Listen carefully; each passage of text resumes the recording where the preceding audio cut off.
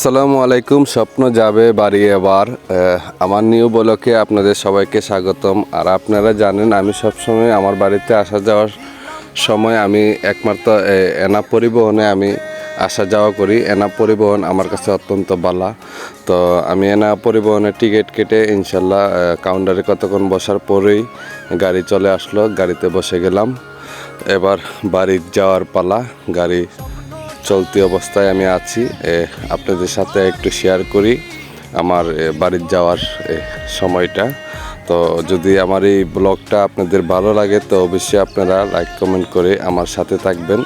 রাস্তার মাঝে বিরতির পর 20 মিনিট একটু খাওয়া দাওয়া করলাম, একটু হাঁটাহাঁটি করলাম। পাখিগুলো দেখে আমার অনেক ভালো লাগছে। আর এই যে দেখতেছেন এখানে অনেক মানুষ ভিড়। এখানে শুধু ফুচকার দোকান। এটা হলো আমাদের ব্রাহ্মণবাড়িয়া কাউতুলি নামে একটা প্লেস আছে হাওরের মাঝখানে। ওইখানে মানুষ গিয়ে ভিড় জমায়, ফুচকা খায়, চটপটি খায়, সেলফি ভিডিও এইসবগুলা করে। তো আমার সমর্থর মাঝে যা পড়ছে ইনশাল্লাহ রাস্তাত আমি তাও আপনাদেরকে তুলে ধরছি। তো বাড়িতে যাব, একটা চা খাইলাম, দুধ চা।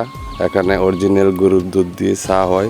কিছু মিষ্টি লইলাম, পরে কিছু কেনাকাটা কইরা কিছু একটা তরমুজ লইলাম, অনেক লাল। এই কিরে মধু।